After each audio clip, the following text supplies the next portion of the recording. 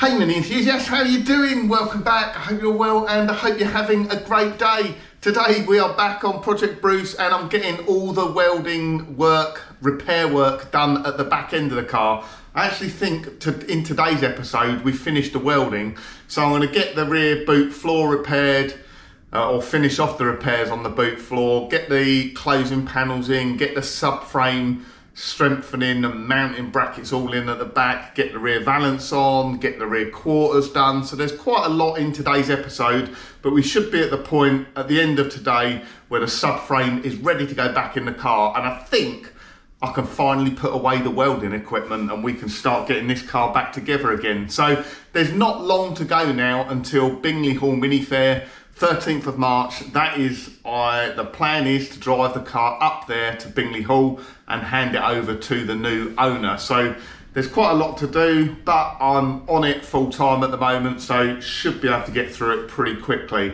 I also just wanted to mention, a few people have asked me about stickers in recent times. How can they get them? So I'll bring a load up to Bingley Hall Mini Fair, but if you want one mailed out to you, look in the description down the bottom. There'll be £3. That includes postage to you. So there's details down below. Just send the £3 via PayPal, put your address details in there, and I'll get a sticker sent out to you.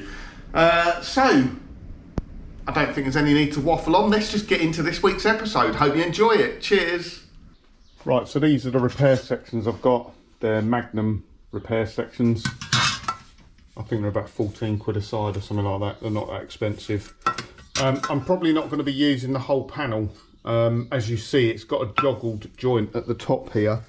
And that literally just, it goes underneath the rear tail lights. I'm probably going to cut below the joggled joint and butt weld on. I don't think I need the full width of it. So let's get this bit done.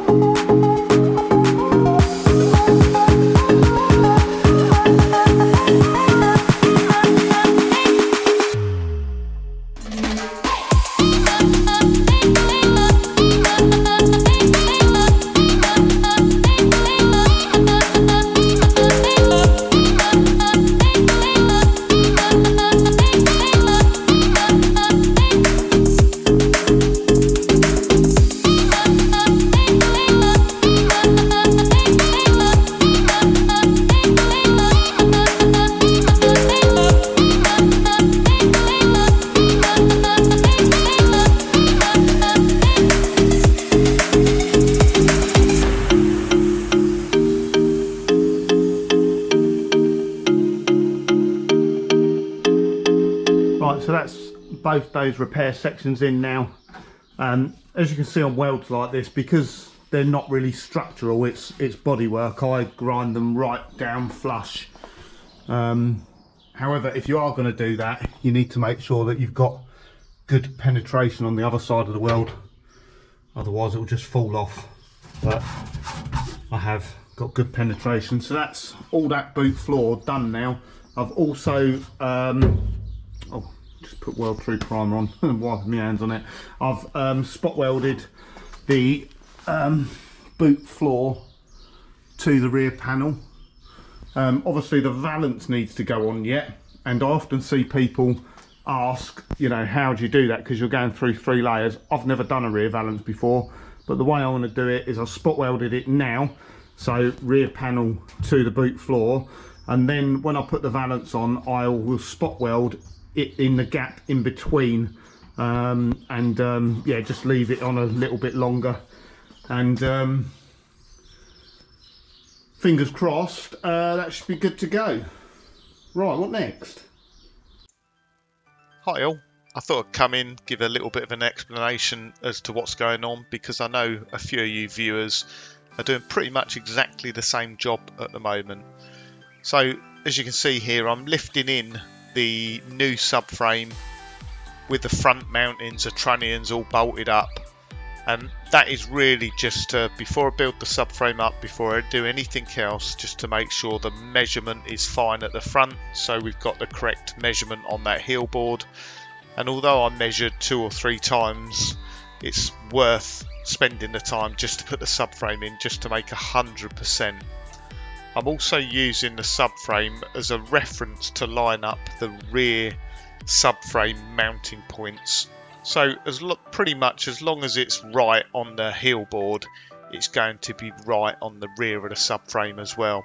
So these repair sections, this closing panel and floor strengthening or subframe strengthening plates, these are Magnum panels. They come pre-welded or pre-spot welded, and they are pre-drilled, so they've got a couple of holes in them for the bolts that drop down through the boot floor. But obviously the boot floor isn't drilled, it hasn't got holes in it, so you've got to make sure that the holes drilled down through the boot floor are in exactly the right place.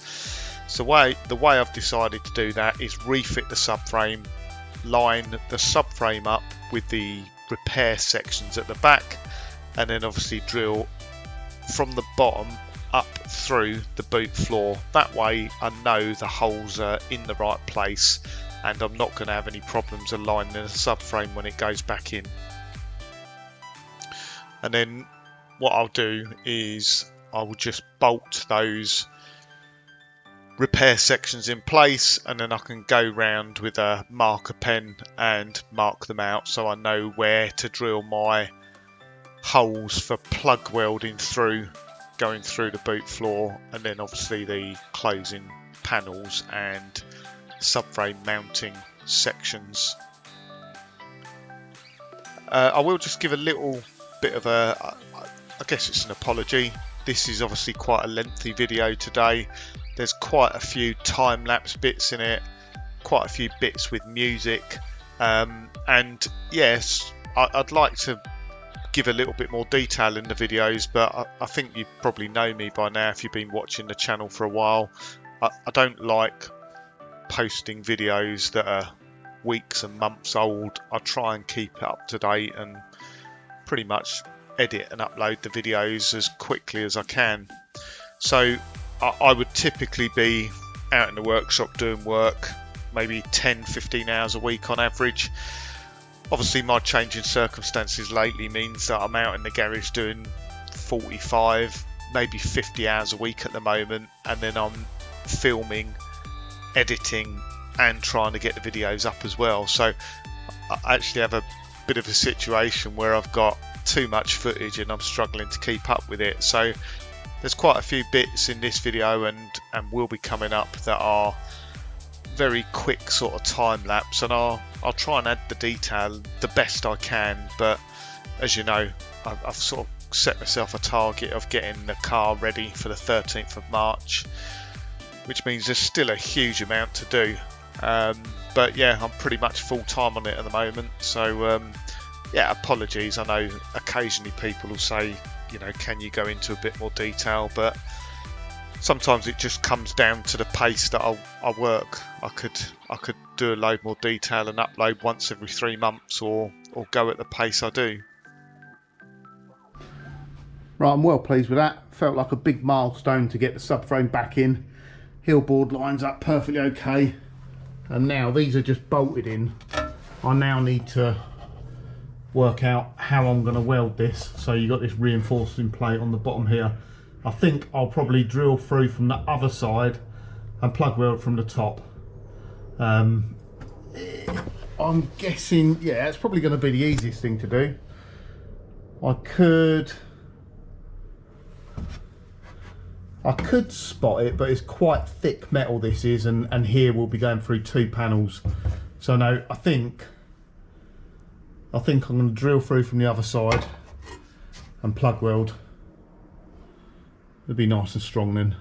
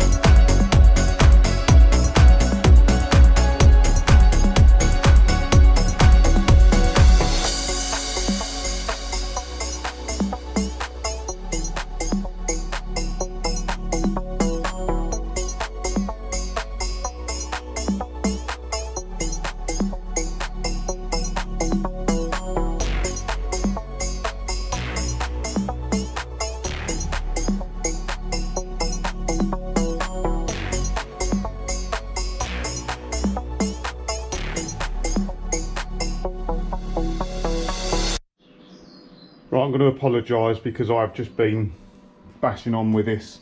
I'm working full time on the Mini at the moment, so every single day I'm out here doing 8 hours plus, and just because I've got a bit of a deadline I need to get it done by, and I need kit is turning up next week for me to convert it to a manual, so I need to get this back on all 4 wheels and driving.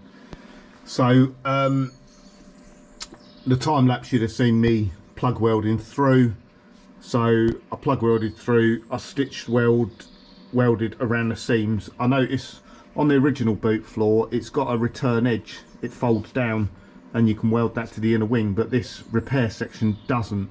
So I had to go along and just stitch weld to the inner wing. I've then obviously seam sealed around the edge. I've got the strengthening brackets in at the moment. I'm not going to weld them yet.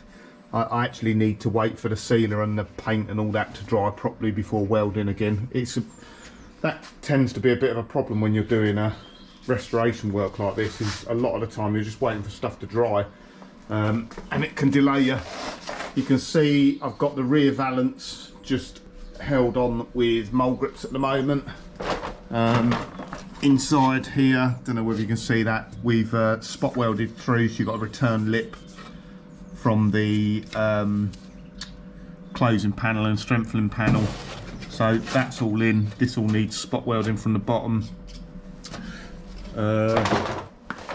Yeah, we need to spot weld the lip, and like I say, what I'm going to do is spot weld in between every other spot weld. So that should work a treat.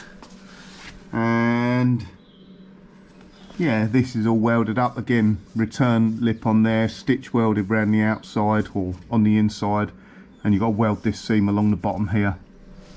But I think the next job I'll do is get that valance welded on. I've got to say, these rear sections are really complicated. There's a lot going on here. It's taken me a lot longer than I expected it to, but it's all going to be absolutely 100% solid on the back here, which is great news.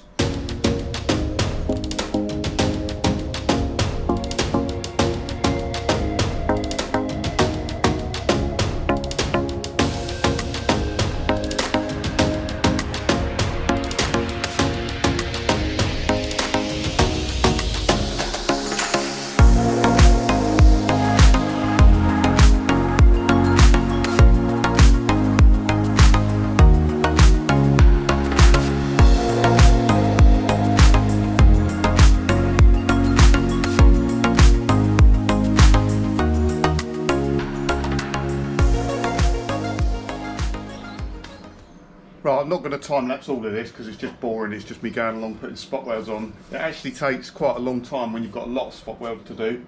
The spot welder says on the side that you should only do 3 spot welds a minute. I'm guessing otherwise it could overheat. So something to be mindful of. So I have to do sort of 3 or 4 spot welds and then let it cool for a minute. I did go along with just a chisel and try and split them open after I'd done the spot weld. So I think one there hadn't taken pretty well, but it's always, as someone pointed out in one of the comments actually, it's worth checking, because you can go along spot welding all day long and you think it's perfect, and then when you actually check it, it's not spot welded in the middle. If you've got electrical conductance between both panels, what will actually happen is it cannot heat up the metal, it just heats up the prongs and just conducts through the whole rest of the car. So got to be careful of that. Make sure you're getting a good weld. So I'm going to get all this done now, get this valance spot welded on, and then I think the next step is probably going to be to work on the subframe, get the radius arms done and get the subframe ready to go back in. These strengthening panels inside, I can do them whenever. I mean, I can literally put the subframe in and then weld them up, so I'm going to leave them for all the paint and sealer and everything to dry, otherwise it would just catch fire. Before I put the subframe in, I need to go round underneath and stone chip any rusty areas, so we'll probably do that next. Let me get this valance on. Right, rear valance is now on. Quite good actually. I managed to get right underneath to spot weld that closing panel, because it can be a bit tricky to get to, but the spot welder got up there okay. I spot welded all along here. I've just linished it up, cleaned it up a little bit. You'll probably see from the bottom actually. Oh yeah, you can see the spot welds there. So although this rear valance has got a spot weld about every inch and a quarter, obviously the rear panel and boot floor had the same. So I actually went along and counted. There's about, I think there's about 85, 90 spot welds roughly holding that on.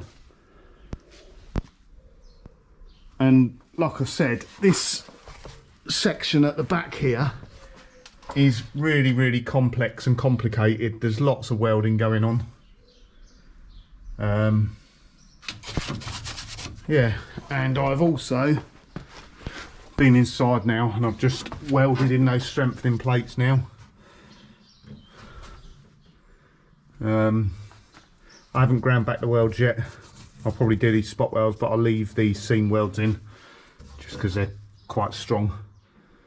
So now I just need to have a massive clean up.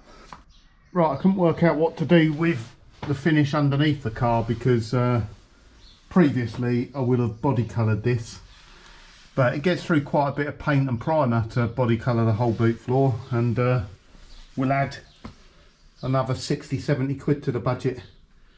So I've never used this before. Hammerite stone chip shield, £9 a can. One can done the whole car, or the whole underneath, including right up behind the rear valance and that. I mean, obviously it's black so you can't see it that well, but it gives a good bit of protection. Oh, I forgot to mention as well, I've sprayed that black stone chip inside the boot. Yeah, it'd be nice to paint this all body colour blue, but again, that'll be another 3 cans of paint, another 45 quid. And this is easy, relatively easy to do, so if the new owner wants to tidy this up, you know, it's sort of a Saturday afternoon DIY job, that is. So it's just in the black stone chip at the moment. Have you guessed what I've forgotten to do?